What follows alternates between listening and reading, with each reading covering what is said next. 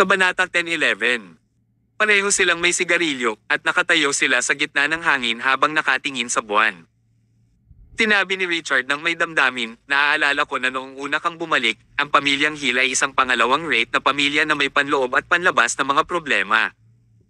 Ang mga nakababatang henerasyon sa pamilya ay lubhang nakakabigo at isang grupo ng malalaking kumpanya sa labas ang gustong isama kami. Mahigit 1 taon na ang lumipas. Sa ilalim ng iyong pagsusumikap, ang pamilya Hill ay nagbago ng husto.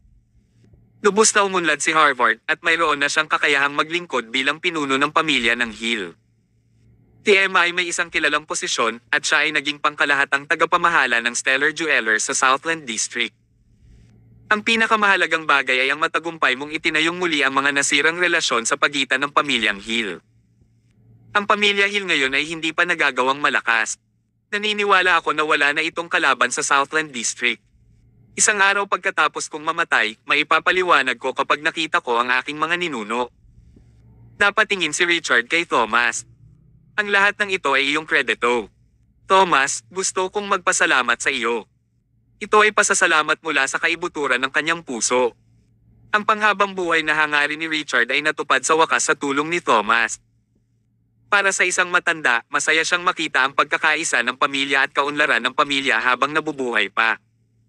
After a pause, Richard asked, "Isa lang. Thomas, kailan mo balak ibunyag kay Emma ang iyong pagkakakilanlan? Hindi magandang itago ng ganito." Bahagyang ngumiti si Thomas. Sa loob ng 3 araw, i-aanunsyo ko ito sa harap ng mga tao sa Southland District. Oh, medyo nagulat si Richard.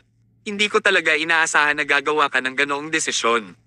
Sa panahong iyon, malamang na magiging napakasaya ni na Emma at Harvard. Maaaring hindi iyon ang kaso. Bakit? Kasi, mapait na ngumiti si Thomas at umiling. Dahil sa sandaling isinapubliko ko ang aking pagkakakilanlan ay ang sandaling magbitiw ako sa aking posisyon. Aalis ka na ba sa post mo? Oo. Nagbago ang ekspresyon ni Richard. Ilang tao sa mundo ang maaaring maging katulad ni Thomas na matapang na nagretiro sa pinakamaluwalhating panahon sa buhay. Thomas, you're really unusual, sabi ni Richard. Sa oras na iyon, malalaman ni Emma ang totoong pagkatao mo, pero kailangan niyang tanggapin ang katotohanang magre-retiro ka na. Kailangan mong isipin ito para sa kanya. Natatakot ako na baka mahirapan siyang tanggapin. Naninigarilyo si Thomas. Iyon ang dahilan kung bakit sabik akong gawin ang Harvard bilang pinuno ng pamilya at hayaan si Emma na maging pangkalahatang tagapamahala ng Stellar Jewelers. Gusto kong maging mas malakas sila para makapag-retire na ako ng maluwag. Sa ganitong paraan, hindi rin sila masyadong malulungkot. Tumango si Richard. Tama, Thomas, ang iyong paraan para sa isang retreat ay sementado na. Ang dalawang tao ay humihit-hit ng sigarilyo habang nakatingin sa maliwanag na buwan sa kalangitan. Pareho silang nag-iisip. Ting-sing, ting-sing, ting-sing, ting-sing, ting-sing, ting-sing. Ito ay isang tawag mula kay Angus, ang kapitan ng pulisya. Agad naman itong sinagot ni Thomas. "Hello, anong meron?" "Ginoong Mayo, alam kong malapit ka ng magretiro at hindi na kita dapat abalahin muli sa pagkakataong ito. Gayunpaman, may isang bagay na dapat kong talakayin sa iyo. Natatakot ako na hindi ko kakayanin kung wala ka." "Ayos lang. Baka sabihin mo. Tungkol ito kay Brad at sa kanyang anak. Nakatanggap ako ng balita na ang kabilang partido sa Central City ay nagtakda ng deadline para kay Brad na pinilit siyang ihatid ang mga paninda. Nababalisa si Brad at may plano siyang gawin kay Gabriel, ang estudyante sa kolehiyo. Oras. Mamayang gabi ng 3:00 ng umaga. Matapos ibaba ang telepono, inihagis ni Thomas ang upos ng sigarilyo sa lupa at itinatak ito ng kanyang paa. Bago magretiro, kailangan kong linisin ang kalat. May isang bagay na dapat lutisin. Richard, alis muna ako.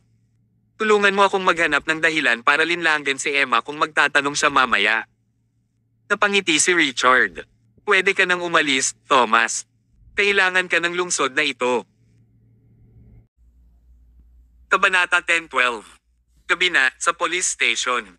Tinabi ni Angus kay Thomas ang pinakabagong balita at humingi ng plano sa pag-aresto. Sa 3:00 ng umaga bukas, kikilos si Brad at ang kanyang anak laban kay Gabriel sa mga mahihirap na pamamaraan. Kung hindi sila makakagawa ng solusyon sa lalong madaling panahon, malamang na ma-accident si Gabriel. Ginoong Mayo, pulihin natin si Brad at ang kanyang anak, sabi ni Angus. Nag-isip sandali si Thomas at sinabing, okay, pero hindi natin kailangang magkusa para umatake. Hihintayin natin si Brad at ang kanyang anak na makarating sa ating bitag. Naguguluhang tanong ni Angus, Mr. Mayo, hindi ko talaga maintindihan ang sinasabi mo. Humisi si Thomas at sinabing, ayusin ng isang tao na gawin ang sinabi ko ngayon. Tinabi niya kay Angus ang partikular na plano ng pagkilos. Pagkatapos, hiniling ni Angus sa isang tao na gawin ang sinabi ni Thomas. Tatila kalmadong gabing ito, opisyal na inilunsad ang isang nakagugulat na string ng mga pag-aresto. Ilang buwan nang sinimulan ang bitag na ito, at sa wakas, oras na para hulihin sila. Matapos ang napakatagal na katahimikan, sa wakas ay hindi napigilan ni Brad na kumilos. Akala ba niya hindi na siya pinapansin ng mga pulis? Hehe, minaliit niya ang pasensya ng pulis. Ang larong ito sa pagitan ng Hunter at Fox ay magtatapos ngayong gabi. Madilim ang gabi. Sa pintuan ng isang hindi kapansin-pansin na maliit na bahay sa Southland District, isang van ang umindayog at huminto sa pasukan ng bahay. Pagkahinto ng van, walang aksyon. Doon lang ito huminto. After 20 minutes, bumukas ang pinto ng van. Bumaba sa van ang dalawang matipunong lalaki na may hawak na mga gamit. Nagmamadali silang dumating sa pasukan ng bahay. Pagkatapos, sinamantala nila ang madilim na gabi at ginamit ang mga kagamitan sa kanilang mga kamay upang buksan ang lock ng pinto ng bahay. Dahan-dahan nilang binuksan ang pinto. Tahimik silang pumasok sa bahay at pumunta sa kwarto ni Gabriel. Sa pag-iimbestiga nila noon pa man, alam na nila ang istruktura ng bahay. Kahit madilim na sa gabi, nasasabi nila ang tamang posisyon. Mabilis silang naglakad papunta sa kama. Isang malakas na lalaki ang humakbang at hinawakan ang lalaki sa kama. Isa pang malakas na lalaki ang agad na binalot ng headmask sa ulo ng lalaki sa kama. Pagkatapos, binuhat ng dalawang malalakas na lalaki ang lalaki sa kama sa kanilang mga balikat at lumabas sila ng bahay. Pilit na nagpupumiglas ang lalaking nasa balikat. Gayunpaman, ito ay walang silbi. Nakatali ang kanyang mga kamay at nakakulong din ang kanyang ulo. Hindi man lang siya makatakas. Lumapit sila sa van. Kumaway si Merrick na nasa van at pinaupo nila si Gabriel sa backseat. Hinawakan siya ng mahigpit at sinenyasan ng mga kasamahan na sumakay sa van. Mas mabilis. Pero na. Sa pagtulak ng accelerator pedal, umalis ang van. Si Gabriel sa backseat ay pilit na nagpupumiglas at may isinisigaw siya. Lumapit si Merrick at sinuntok siya. Dude, tumahimik ka. Sa sandaling iyon, parehong excited at kinakabahan si Merrick. Kung ang mga aksyon ngayong gabi ay maisasagawa ng maayos, siya ay magiging isang bilyonaryo. Wala siyang alalahanin sa buong buhay niya. Ngunit kung siya ay nabigo, hindi na niya kailangang isipin ang pag-alis sa bilangguan sa kanyang buhay. Ito ay ang kanyang leego, wala. Mamaya, dadalhin muna si Gabriel sa bodega. Bubuksan nila ang kanyang tiyan sa bodega at lahat ng mga organo na gusto nila ay kukunin. Pagkatapos noon, itatapon na nila siya. Kaagad pagkatapos, si Merrick ay sumugod sa airport dala ang mga organo at lumipad sa ibang bansa kasama ang kanyang ama. Hanggat nag-abroad sila, walang magiging problema. Sa oras na iyon, hahayaan nilang mag-abroad ang bigwig sa Central City para sa transplant operations. Ang lahat ay isasagawa ayon sa kanilang plano ng perpekto at walang kamali-mali. Habang iniisip ito ni Merrick, nagpakita siya ng isang matingkad na ngiti. Wala pang 10 minuto, dumating na ang van sa bodega. Pinuhat ng dalawang malalakas na lalaki si Gabriel palabas ng van at sinundan nila si Merrick sa bodega. Pinuksan nila ang mga ilaw at inihagis si Gabriel sa operating table. Nakatali ang kanyang mga kamay at paa sa mga sulok ng mesa. Kumuha ng scalpel si Merrick at bumantong hininga. Pumunta ka para bantayan ang pasukan. Oo. Lumapit ang dalawang malalakas na lalaki sa pasukan at binantayan ito. Nakatitig silang mabuti sa labas, hindi nangangahas na maging pabaya. Sa bodega, 3 beses na tumawa si Merrick at sinabing, Gabriel, hiniling mo ito. Kung pumirma ka sa kasunduan sa amin sa oras na iyon, hindi ka magkakaroon ng ganoong kalunos-lunos na kamatayan at maghahanap din kami ng mag-aalaga sa iyong ina. Ngayon, mamamatay ka at mamamatay din ang iyong ina dahil walang nag-aalaga sa kanya. Ito ang hinihiling mo. Habang nagsasalita, pinutol niya ang blackhead mask gamit ang scalpel at tinanggal ito. Natigilan si Merrick matapos niyang tanggalin ang head mask. Ano ang nangyayari? Sino ka? Tuluyan nang natigilan si Merrick. Hindi kasi si Gabriel ang nakahiga sa operating table, kundi isang lalaki na may katulad na figure sa kanya. Parang pamilyar yung lalaki. Ansel. Nakilala siya ni Merrick. Ang taong nakahiga sa operating table ay isa sa kanyang mga subordinate na si Ansel. Naluluhang tumingin si Ansel kay Merrick. Boss, anong ginagawa mo? Wala akong ginawang mali. Bakit gusto mo akong patayin? Kung gusto mo ng organ, tutulungan kitang makahanap ng masangkop na tao, okay? Mangyaring huwag kunin ang aking mga organo. Natigilan si Merrick at tinamaan siya sa tiyan. Mas mabuting ipaliwanag mo sa akin ng malinaw. Ano ba ang nangyayari? Pumunta ako sa bahay ni Gabriel para hulihin siya, pero bakit naging ikaw? Ang mga aksyon ngayong gabi ay puno na ng mga panganib, at ngayon, isang malaking hindi pagkakaunawaan ang nangyari. Halos mawala ng pag-asa si Merrick. Natigilan din si Ansel. He said with a bitter expression, I don't know. Nakipag-inuman ako sa isang magandang babae sa isang bar kaninang hapon. Matapos uminom ng ilan pang baso, tulala akong dinala at inihiga ako sa kama. Pagod ako, inaantok, at lasing, kaya hindi ko na masyadong inisip iyon. Natulog lang ako sa kama.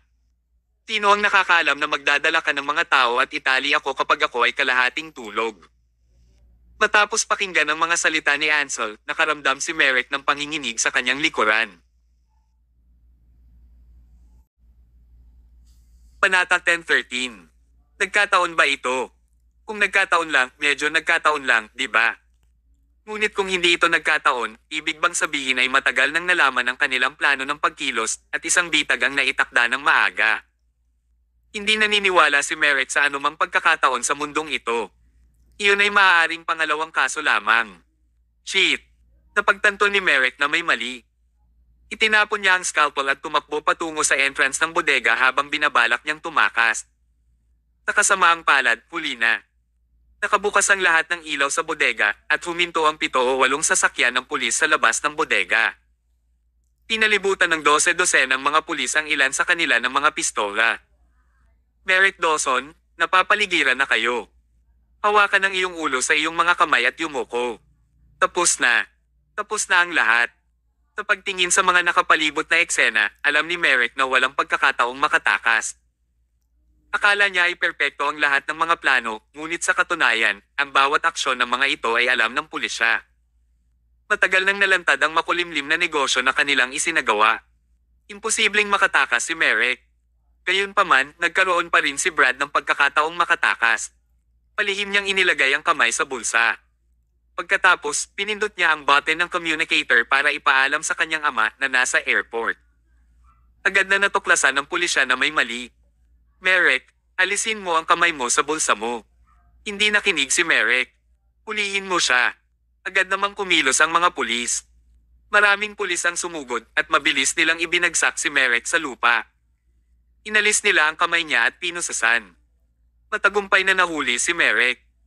Sa ngayon, sa airport, nakaupo si Brad sa departure hall habang hawak ang 2 plane ticket sa kanyang kamay. Puno ng pawis ang mga palad niya. Nanatili siyang nakatingin sa entrance ng departure hall. Nananabik siyang makita ang kanyang anak. Napakalaking pagnanakaw ngayong gabi. Kung maaari silang maging bilyonaryo o hindi ay nakasalalay sa pagganap ni Merrick ngayong gabi. Sa katunayan, hindi kailanman naging handa si Brad na gumawa ng ganoon ka-simple at bastos na mga aksyon.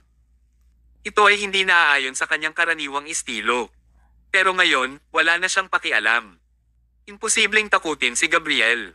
Naghinala na naman ang mga pulis sa kanya. Nagtakda rin ng deadline ang bigwig sa Central City. Kung ang gawain ay hindi makumplito sa oras, ang negosyo ay mabibigo. Nagatubili si Brad na tanggapin ito. Sa wakas ay nakatanggap na siya ng napakalaking order at natukoy ang target. Kung nabigo ito, hindi niya ito tatanggapin. Kaya naman, handa siyang talikuran ng kanyang nakagawiang estilo at sundin ang kaayusan ng kanyang anak. Siya ay nagpasya na kumuha ng panganib at dumating sa mahirap. Huminga ng malalim si Brad at nagsimulang bumilis ang tibok ng puso niya. Hindi siya mapakali. Pip, Beep, beep. Biglang tumunog ang communicator sa bulsa ni Brad. Kahit hindi malakas ang tunog, narinig pa rin ito ni Brad. Ito ay mas marahas kaysa sa kulog. Ang pagkilos na ito ng komunikasyon ay paunang natukoy niya at ng kanyang anak. Kapag may nangyari kay Merrick, gagamitin niya agad ang communicator para ipaalam kay Brad na tumakas. Habang may buhay, may pag-asa. Hanggat makakatakas si Brad, magkakaroon siya ng pagkakataon na iligtas si Merrick mula sa bilangguan sa pamamagitan ng isang serye ng mga operasyon. Ngayon, tumunog ang communicator. Nangangahulugan ito na may nangyari kay Merrick at ito ay isang bagay na seryoso. Malaki ang posibilidad na siya ay inaresto ng mga pulis. Umalis. Walang ibang iniisip si Brad. Tumayo siya at agad na umalis. Makalipas ang 10 minuto, boarding gate na. Si Brad, na may suot na salaming pang-araw at isang sombrero, ay binilisan ang lakad at naglakad. Gayunpaman, maraming pulis ang hamarang sa kanyang dinadaanan nang siya ay lumakad lamang. Ang pangunahing tao ay walang iba kundi si Angus. Ginoong Dawson, saan ka pupunta? Umisi si Angus at tumingin kay Brad sa harapan niya. Pagkatapos ng napakatagal na paghihintay, sa wakas ay madakip na niya ang asungot na ito. Gayunpaman, inubad ng lalaking nasa harapan niya ang kanyang sunglasses. Tumingin siya kay Angus at nagtanong, "Sir, napagkamalan mo ba akong iba?"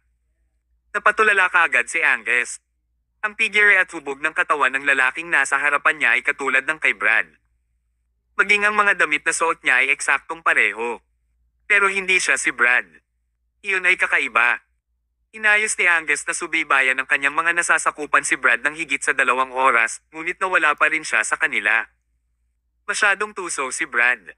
Sa mga oras na ito, nakatakas pa rin siya ng palihim. Kahanga-hanga iyon. Si Angus ay sumigaw ng balisang, "Cordon of the scene," at walang sino man ang pinapayagang pumasok at umalis. Hanapin kahit saan at hanapin si Brad. Kabanata 10:14. Ang buong paliparan ay kinulong at maraming pulis ang nagmadaling pumasok. Sila ay galit na hinanap at hinalungkat ang bawat sulok ng paliparan, ngunit hindi nila makita si Brad. Paano naging posible iyon? Paano mawawala ang isang buhay na tao sa harap ng lahat? Ang kanyang paraan ng pagtakas ay napakahusay. Nababaliw na si Angus. Nangako siya kay Thomas na ibabalik niya si Brad at inayos niya na subaybayan siya ng kanyang mga nasasakupan.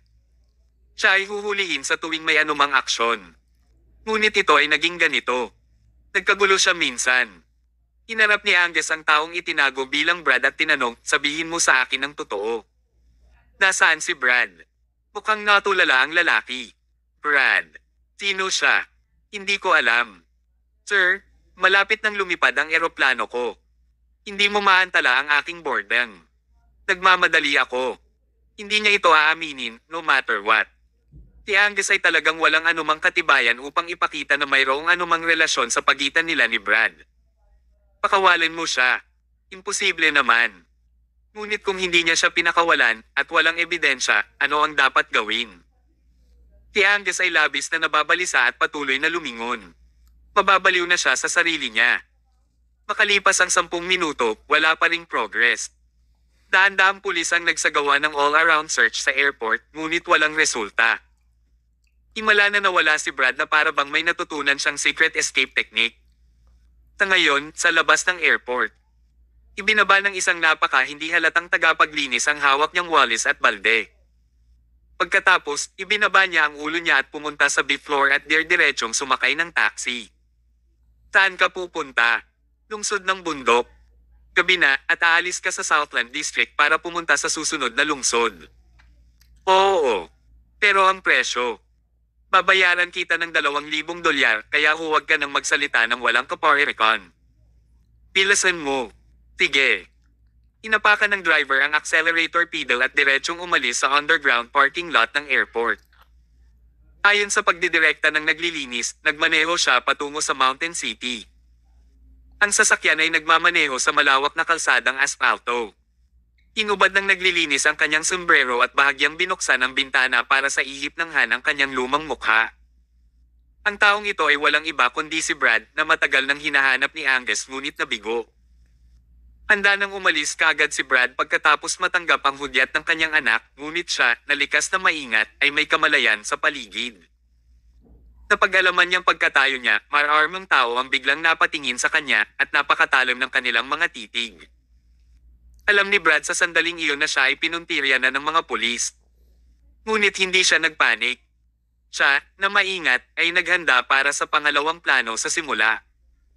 Hindi pumunta si Brad sa security checkpoint. Sa halip ay pumunta siya sa banyo. Sa banyo, nakilala niya ang kanyang kapalit at pinalitan ng kapalit sa kanyang damit. Pagkatapos, nagsuot siya ng uniforme ng isang tagapaglinis. Naunang umalis ang kapalit at umalis si Brad pagkatapos nito. Nang pumunta ang kapalit sa security checkpoint at pinigilan ng mga pulis, si Brad ay nadulas kaagad sa harap ng mga pulis ng ganoon-ganoon. Sa oras na natuklasan ni Angus na siya ay naloko at kinulong sa eksena, nakadulas na si Brad. Si Brad ay mas tuso kaysa sa isang Zorro.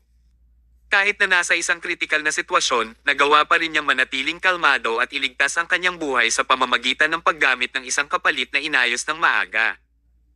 Hanggat maayos siyang umalis sa Southland District ngayong gabi, makakaalis siya ng bansa sa pamamagitan ng airport sa Mountain City. Sa oras na iyon, medyo mahirap para sa mga pulis na arestuhin siya. Kabanata 10:15. Ang isang tusong tao tulad ni Brad ay magiging madulas. Kung hahayaan siyang makatakas sa ibang bansa, hindi na nila kailangan pang isipin na hulihin siya sa buhay na ito. Nagpatuloy sa pagmamaneho ang sasakyan. Isang buntong hininga ang pinakawalan ni Brad. Hinayaan niyang umihip ang malamig na hangin sa kanyang mukha at mahinahong nag-isip kung ano ang susunod na gagawin. Bagamat siya ay nakatakas, ang kanyang anak ay naaresto. Isa lang ang anak niya, kaya imposibleng hindi siya pansinin. Ang mas ikinalungkot niya ay ang malaking organisasyon mula sa Central City ay pumunta sa Timog. Malamang hindi na siya makontak ng bigwig. Ngayon, ako na lang mag-isa ang makakapagligtas sa anak ko, bulong ni Brad sa sarili. Sa sandaling iyon, nagmamaneho ang sasakyan at unti-unting naging masigla ang paligid. Dumami din ang mga tao. Napakunot ang noo ni Brad nang maisip niyang may mali. Excuse me, mali ang tinatahak mo, tama ba? Anong mali? Pupunta ako sa Mountain City. Dapat ay nagmaneho ka patungo sa sentro ng lungsod. Dapat itong mas malayo at hindi gaanong masikip. Bakit ang daming tao ngayon? Tinadala mo ako sa isang pasikot-sikot. Humiti ang driver. Ginoong Dawson, hindi ito liko. Sa halip, binibigyan kita ng shortcut. Tumigil ka nga sa pagsasalita ng kalokohan. Hindi ako ipinanganak kahapon. Biglang natigilan si Brad. Sinigawan niya ang driver, ano ang tawag mo sa akin ngayon? Ginoong Dawson.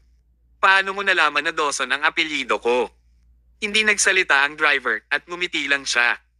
Taglit na nanlamig ang puso ni Brad at naramdaman niyang hindi tama ang sitwasyon. May mali sa driver. Tumigil ka.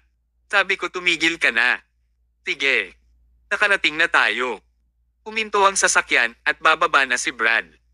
Ngunit nang mapatingin siya sa gusali sa labas ng bintana ay agad siyang natigilan. Direkta siyang dinala ng driver sa pasukan ng police station.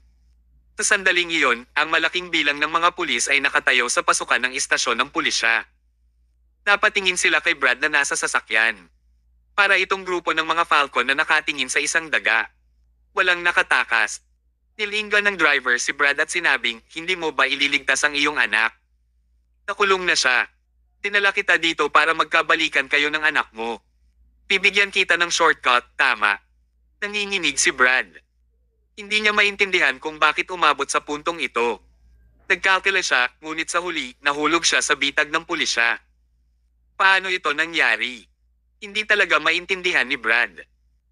Sa sandaling iyon, tumabi ang pulis at lumabas ang isang lalaki mula sa likod ng karamihan. Sumandal siya sa bintana ng taxi at ngumiti kay Brad. Tapos, sabi niya, Mr. Dawson, dahil nandito ka, pumasok tayo para uminom ng tsaa. Anong problema? Nahihiya ka pa ba? Isang pamilyar na boses iyon. Nanginginig na ibinaling ni Brad ang kanyang ulo. Nanlaki ang mga mata niya at agad na napatitig sa lalaking nasa harapan niya. Ikaw si Thomas. Muling bumungad sa kanyang harapan ang lalaking tila bangungot. Sa tuwing lilito si Thomas, makakaranas si Brad ng ilang uri ng kasawian. Ang oras na ito ay walang pagbubukod. Kaya lang hindi niya naintindihan. Bakit tatayo si Thomas sa mga pulis? Sino ka? Umiti si Thomas. Ginoong Dawson, ako si Thomas. Bakit mo pa ako kinalimutan? Alam kong ikaw si Thomas.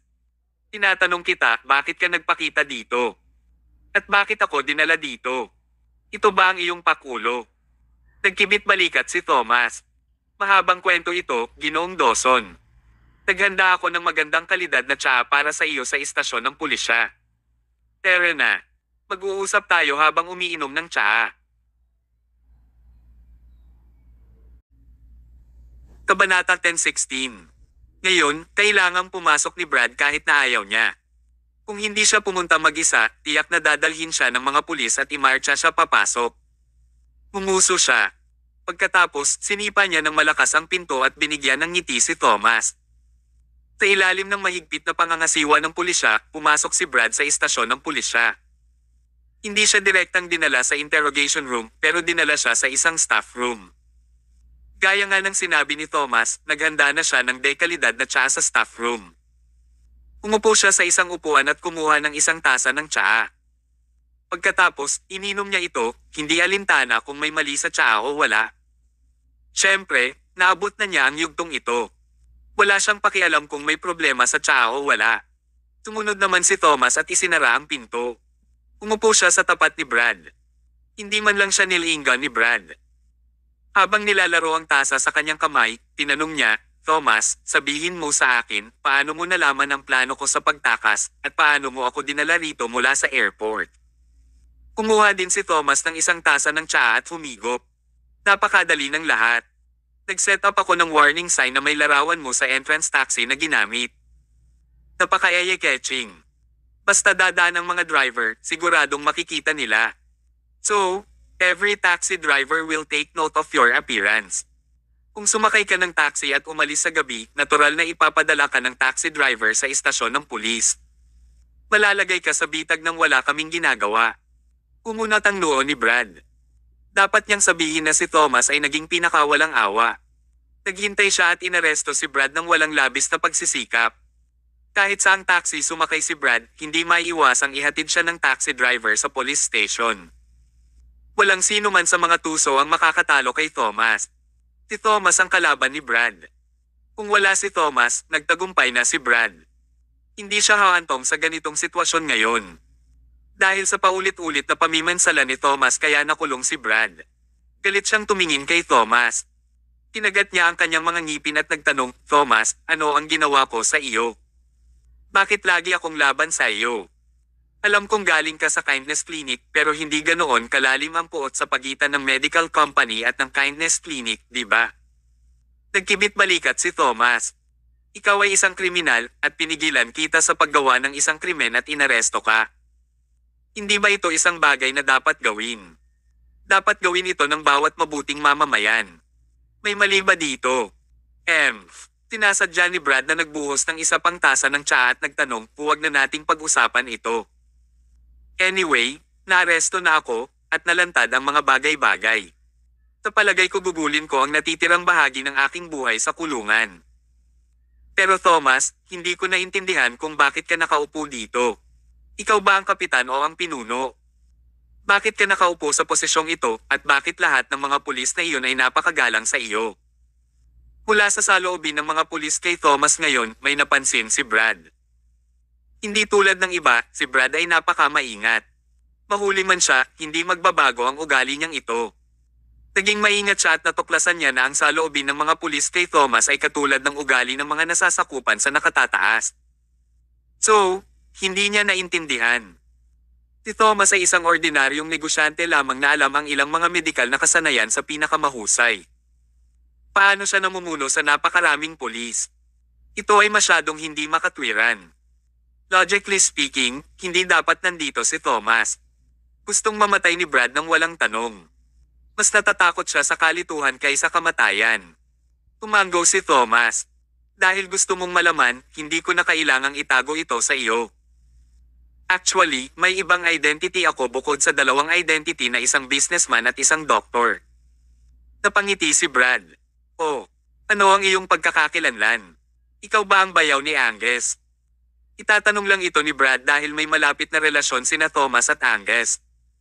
Umiling si Thomas. Hindi. Si Angus ang subordinate ko. Subordinate. Ha ha ha ha. Kabanata 10:17. Isang tuyong tawa ang ibinigay ni Brad. Ito ay hindi isang sarkastikong tawa, pero sa halip, isang tawa na para matakpan ang kanyang gulat. Siya ay isang matalinong tao at alam niyang hindi kailanman magbibiro si Thomas sa panahong ito. Sinabi ni Thomas ang katotohanan, si Angus ay kanyang nasasakupan. Kaya naman, ang kanyang ranggo ay hindi bababa sa kasing taas ng deputy director kung hindi man mas mataas. Hindi matatakot si Brad sa ngayon kung alam niya ang tungkol sa prestihiyosong katayuan ni Thomas sa simula pa lang. Ang mga tao ay palaging natatakot sa posibilidad ng pagmarcha ng diretso sa kanilang sariling kamatayan sa pamamagitan ng paghamon sa isang taong may mataas na katayuan kahit na nalaman na mismo Neil. Ang kanilang katayuan ang kanilang hinamon. Kung ang posisyon ni Thomas ay tunay na kilalang kilala, kung gayon ang lahat ng mga aksyon ni Brad ay maaaring buod sa isang salita. Hanggal. Ang tunay na takot ay isisilang pagkatapos malaman kung gaano kalokohan ang kanilang mga aksyon. Huwag mo akong hulaan, Thomas. Sabi mo subordinate mo si Angus, di ba? Kung gayon, ikaw ba ang deputy director o ang direktor? Wala sa kanila. Kung gayon, ano ka? Punong opisyal na namamahala sa Southland District. Sa pagkapit, nahulog sa sahig ang tasa sa kamay ni Brad at nabasag sa dalawa. Ang hangin ay naging ganap na tumahimik na parang tumigas. Isinalang-alang ni Brad ang ilang iba't ibang posibilidad at gumawa ng maraming pagpapalagay tungkol sa pagkakakilanlan ni Thomas. Ngunit hindi niya inaasahan na si Thomas ang magiging punong opisyal na namamahala sa Southland District. Tunay nga, nakapagbigay talaga siya ng nakakakilabot na nakagigimbal na pahayag pagkatapos manatiling tahimik ng mahabang panahon. Kung si Thomas ang direktor o deputy director, may puwang pa rin para makipag-ayos. Gayunpaman, si Thomas ang punong opisyal na namamahala, kaya ito ay ganap na imposible. Pinag-isipan ni Brad ang kanyang mga aksyon sa panahong ito, at nako, iba ba ito sa pagsisikap na patayin ang sarili? Punong opisyal na namamahala. Naku Thomas, ang galing mo talagang magpanggap. Ang posisyon mo ay kasing taas ng nakakatakot na ulap at palagi kang naglalaro ng pagpapanggap sa harap ko. Talagang minaliit kita. Umiling si Thomas at sinabing, wala talaga akong choice, Brad. Sa isang sorrow na kasing tuso mo, magiging ganoon ka ba kawalang ingat at ipapakita sa akin ang iyong buntot kung hindi ko itinago ang aking tunay na pagkatao. Sa totoo lang. Kung alam lang ni Brad ang tunay na pagkakakilanlan ni Thomas sa simula pa lang, hindi na niya gagawin ang operasyon ngayong gabi.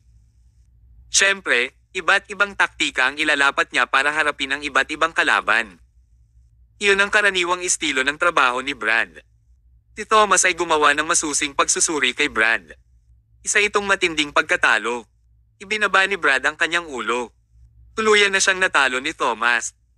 Maging ito ay sa mga tuntunin ng medikal na kakayahan, medikal na etika, o karunungan, si Brad ay natalo sa lahat ng paraan. Ang lalaking ito sa kanyang harapan ay may walang katulad na kakayahan. Si Brad ay natalo ng husto sa pagkakataong ito sa kanyang laban kay Thomas at hindi na siya muling makakabangon. Sa sandaling iyon, malakas na itinulak ang pinto ng lounge. Nagmamadaling pumasok si Angus sa silid at dali-daling sinabi kay Thomas, I'm sorry, Mr. Mayo. Nabigo akong magawa ng maayos ang trabaho ko at hinayaan kong makatakas si Brad mula sa airport. Hindi ko siya mahanap kahit anong pilit kong hanapin. Patawarin mo ako sa mga pagkakamali ko. Matapos marinig iyon ay napangiti na lamang si Thomas at kinuha ang tasa para humigop habang nanatiling tahimik. Natarante si Angus at magtatanong na sana nang ilipat ang tingin niya sa lalaking nakaupo sa harap ni Thomas. Bakit parang pamilyar siya? O, hindi ba iyon ay si Brad Dawson? Kabanata 10:18. Agad siyang sinunggaban ni Angus na para bang siya ay isang gutom na lobo na nakakita ng isang matabang tupa. Magaling ka sa pagtakbo, tingnan natin kung kaya mo pa bang tumakas sa pagkakataong ito. Mabilis niyang hinugot ang kanyang mga posas at naghanda upang arestuhin si Brad. Tumikim si Thomas at sinabing, hindi na kailangan iyon. Natahimik si Angus matapos marinig iyon. Tama siya. Nasa police station sila at dahil nasa loob na si Brad, walang paraan para makalabas siya. Kahit sinong random na opisyal ay masupol ang isang matandang tulad niya. Nandoon din si Thomas kaya hindi ito ang turn ni Angus para magmukmak. Napagtanto niyang nawalan siya ng katinoan at umaktong wala sa linya. Napakamot siya sa ulo sa hiya at napaatras ng ilang hakbang.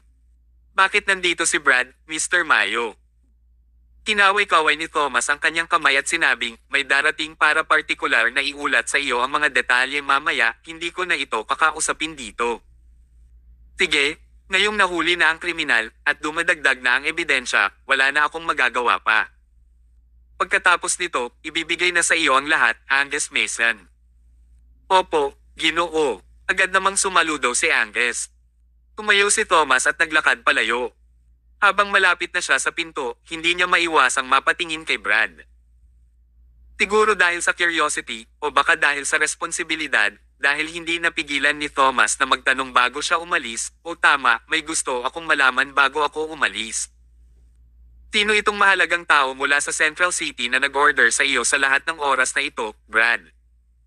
Ang mahalagang taong ito ang pangunahing kadahilanan. Wala si Brad kung nasaan siya ngayon kung hindi dahil sa mahalagang taong ito na nag-order. Hindi na kailangang itago ni Brad ang anumang bagay sa puntong ito. Nagpakawala siya ng mahabang buntong hininga at sinabing, ang mahalagang tao ay si Nelson Mayo, chairman ng Sterling Technologies Central City Headquarters. Para kay Brad, ito ay isang napaka-ordinaryong pangalan. Sinabi lang niya iyon dahil hindi naman iyon big deal sa kanya. Pero para kay Thomas, sa pagkakataong iyon, pakiramdam ni Thomas ay mabibiyak ang kanyang bungo sa sakit. Kahit na ang Diyos ng digmaan ay matatakot minsan. Nanginginig si Thomas mula ulo hanggang paa at nawalan siya ng lakas para makatayo ng tuwid, ngunit nagawa niyang suportahan ang sarili sa pamamagitan ng pagkapit sa pinto. Nanatili siyang nakatutok kay Brad, sinusubukang makita ang anumang pagkukulang sa mga mata ni Brad. Gayunpaman, nakaupo si Brad na nakayuko ang ulo. Walang kakaiba. Bastos. Para siyang nabaliw, biglang sumugod si Thomas sa kanya, hinawakan ang kwelyo niya at galit na sumigaw, "How dare you fool me?" Napatulala si Brad. Bakit siya nagkamali kahit na nagsiwalat ng katotohanan? Anong ginagawa mo? Bakit kita lolokohan sa puntong ito? Pakiramdam ni Brad ay labis na nagbitiw. Napagtanto mo rin, Brad, na hindi ito ang panahon para sa anumang pagbibiro. Taka bakit mo pa ako ginagawang walang isip? Gusto mo na bang mamatay? Sabi ni Thomas na may malamig na tono. Halata namang galit na galit si Thomas. Halata ring nabalisa si Thomas dahil nawala na siya ng katinoan. Natigilan si Angus. Si Thomas sa kanyang harapan ay nagbigay sa kanya ng isang ganap na kakaibang impresyon kaysa sa kung paano siya karaniwang kumilos na para bang siya ay isang ganap na ibang tao. Siya ay nabalisa, agresibo at wala sa kontrol. Ito pa rin ba ang Diyos ng digmaan? Si Angus ang kadalasang nag-transform sa isang tulad nito. Ginoong Mayo, anong meron? Tanong ni Angus dahil sa curiosity. Kinagat ni Thomas ang kanyang mga nampin ngunit hindi kumibo. Matapos ang isang maikling paghinto, muli niyang tinanong si Brad. Maging tapat tungkol sa lahat ng iyong paraan ng komunikasyon sa mahalagang tao mula sa Central City at ibigay ang lahat ng iyong mga tools sa komunikasyon. Si Brad ay natakot sa masasamang mata ni Thomas. Mamantong hininga siya at sinabing, "We don't have communication tools."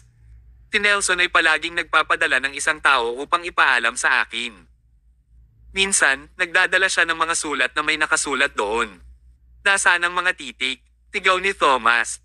Nasa isang drawer sa opisina ng Medical Society ko. Nasa bank safe ko ang susi. Pinigyan ni Thomas si Brad ng isang huling sulyap bago siya inihagis sa gilid. Paglingon niya, inutusan niya si Angus, i-lock si Brad, at magpadala ng isang tao para kunin ang susi mula sa kanyang bangko na ligtas, pagkatapos ay sundan mo ako sa medikal na lipunan. Opo, Ginoo. Agad na inayos ni Angus ang mga tao upang isa-isang tapusin ang mga gawain. Pinususan ng isang pulis si Brad at dinala siya, pansamantala siyang pinigil. Sa daan, si Brad ay sobrang nalilito. Ano sa lupa ang sinabi niya kay Thomas para mabalisa siya?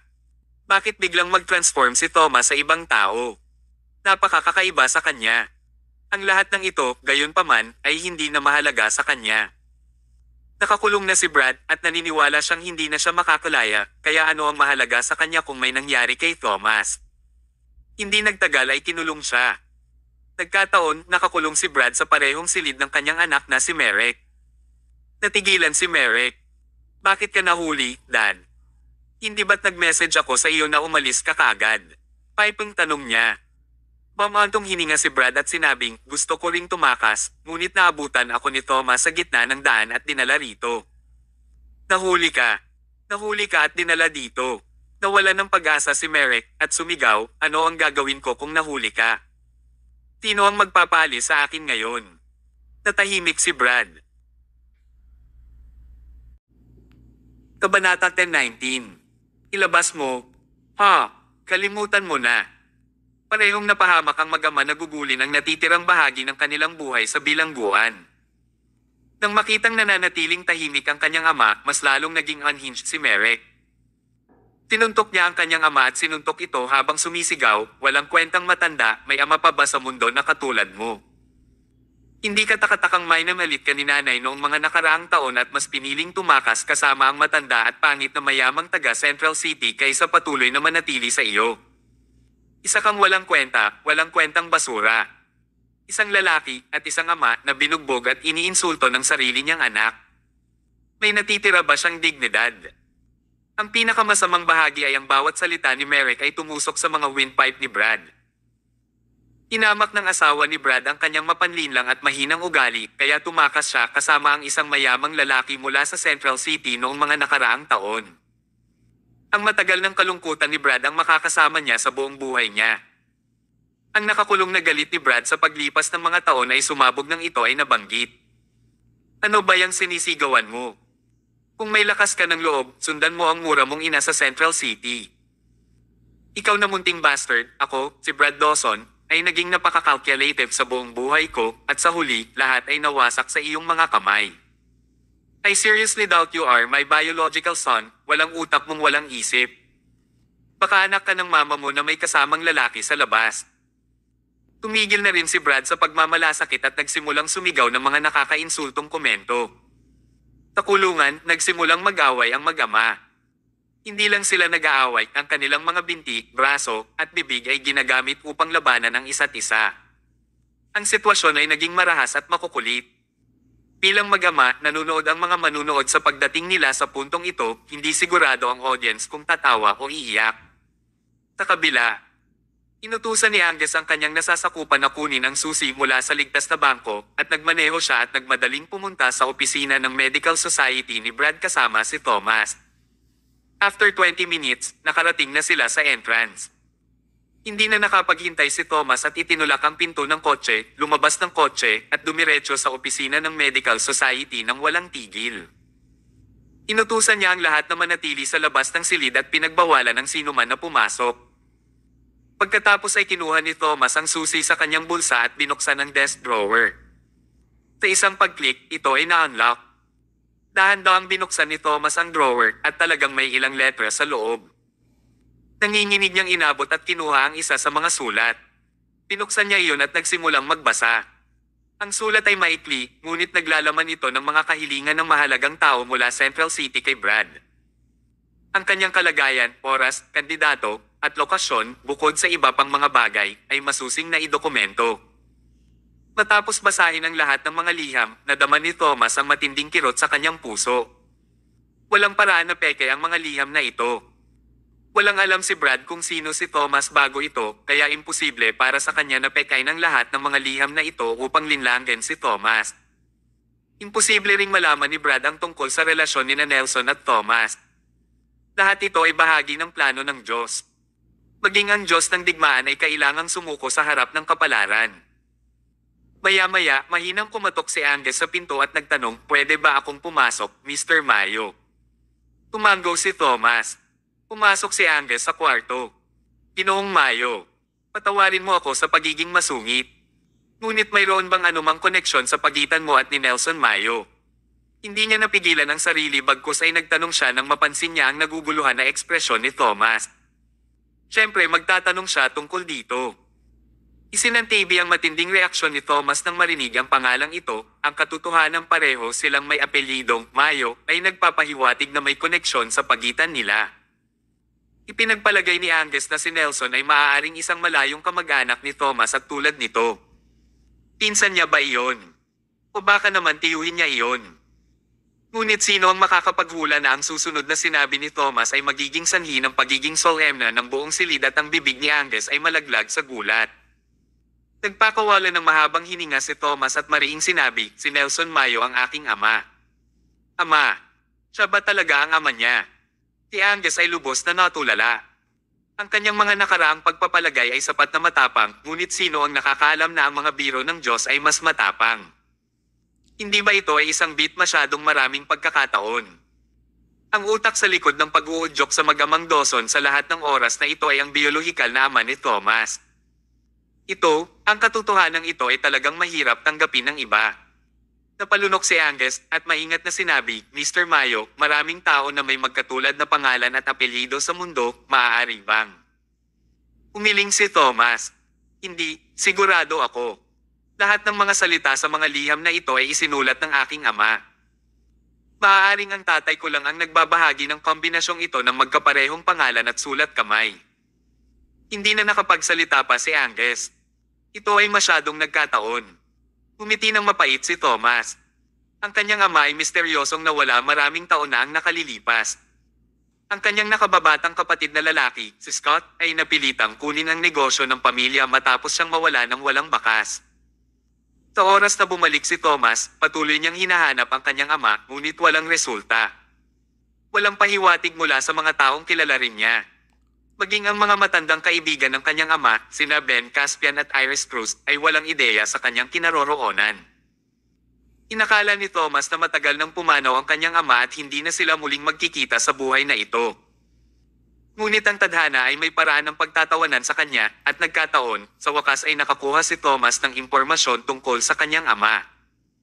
Halo-halong emosyon ang nararamdaman niya. Masaya siya sa pag-asang makitang muli ang kanyang ama, ngunit nag-aalala rin siya na malamang na isang masamang kriminal ang kanyang ama. Posible kayang ang muling pagsasama-sama ng mag-ama pagkaraan ng maraming taon ay napapaligiran sa isang battleground. Napakahirap kay Thomas. Kabanata 10:20. Sumakit ang puso ni Angus habang tinitingnan ang hangkag at walang pag-asa na ekspresyon ni Thomas. Pagkatapos ng mahabang oras na magkasama, alam ni Angus na si Thomas ay isang malakas na tao. Ngunit kahit para sa isang malakas na tao na tulad niya, ang paghahayag na ito ay napakahirap para sa kanya na harapin. May isip lamang ng isa ang pinsalang natamo ni Thomas bilang resulta ng suliraning ito.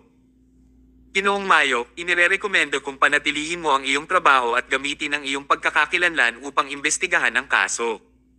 Ang mungkahi ni Angus ay hindi masama. Gayunpaman, hindi na maibabalik ang mga nasabi na. Hindi niya kayang kainin ang sarili niyang mga salita, hindi ba? Hindi, nakipagniting na ako sa lahat ng may kaugnayan at hindi ko na ito mababawi. Gayun din, dahil ang mga pahiwatig ay nasa Central City, ako ay paghihigpitan dito kung ako pa rin ang punong opisyal ng Southland District na namamahala. Kung gayon, paano ko ito titignan? Tinanggihan ni Thomas ang ideya gamit ang kanyang mga kamay. Wala siyang pagpipilian kundi ang huminto sa trabaho, anuman ang mga pangyayari. Huminga ng malalim si Thomas at inayos ang sarili. Hindi ito ang oras para malungkot siya. Not to mention, it actually was not a bad thing.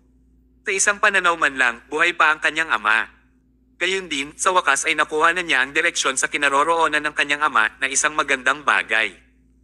Kung tutuusin, hindi niya malalaman ang totoong sitwasyon hanggat hindi niya natatapos ang kanyang mga investigasyon. Masyado pang maaga para maging sobrang pessimistic niya. Angus, binibigyan kita ng kumpletong kontrol sa sitwasyong ito. Aalis muna ako, sabi ni Thomas. Tumango si Angus. Opo, Ginoo. Pagkatapos umalis sa medikal na lipunan, pumunta siya kaagad sa tahanan ng pamilya Hill. Pagkadating, kumain si Thomas ng ilang kagat ng hapunan, bumalik sa kanyang silid na mag-isa, at umupo sa kanyang kama, iniisip ang mga pangyayari sa mga nakaraang araw. Si Emma at ang iba pang pamilya ay patuloy na nagpapalitan ng tingin dahil hindi nila naiintindihan ang nangyayari. Emma, anong nangyari kay Thomas? Nakakita ba siya ng multo o ano? Tanong ni Johnson. Umiling si Emma na nagpapahiwatig na siya rin ay walang alam sa sitwasyon. Hoy, asawa ka niya. Bakit wala kang alam tungkol sa sarili mong lalaki? Pumunta ka, umalis ka, mabilis kang pumunta at aliwin siya. Sige. Pumasok si Emma sa kwarto at marahang isinara ang pinto. You don't need to comfort me. I'm fine, agad na sabi ni Thomas, hindi na hinintay na magsalita siya. Ayos lang. Ito ba ay isang taong mukhang maayos? Lumapit si Emma kay Thomas at ipinatong ang kamay sa balikat nito. Ikaw ang asawa ko, honey. Anything can be said between us, and if you have an issue, just let me know, okay? Tumawa si Thomas at umayos ng upo. Hinawakan niya ang kamay ni Emma at sinabing, okay lang talaga ako, huwag kang mag-alala. At saka, sasabihin ko sa iyo ang lahat pagkatapos ng 2 araw. Bakit kailangan ko pang maghintay ng 2 araw? Ito ay isang lihim. Hindi na nagawang magtanong pa ni Emma na pumukaw sa kanyang interes. Pagkatapos ng 2 araw, ano ang gustong sabihin ni Thomas sa kanya? Sa susunod na araw, umalis si Thomas ng bahay ng maaga, nagpareserba sa isang kainan at naghintay sa pagdating ng kanyang bisita. Makalipas ang kalahating oras, nandito na ang bisita. Ito ay ang chairman ng Stellar Jeweler, si Zach Quinn. Napahikab siya habang nakaupo sa harap ni Thomas. Kinusat niya ang kanyang mga mata at nagtanong. Hoy Tom, bakit mo ako tinawagan kaninang madaling araw? Kahit na gusto mo akong bilhan ng pagkain, dapat mong gawin ito sa tanghalian o hapunan. Tinong nag-aalmusal. Napangiti si Thomas habang naglabas ng sulat mula sa kanyang bulsa, inilagay ito sa mesa at ipinadala ito sa ibabaw ng mesa kay Zach. Ano ito? Tanong ni Zach.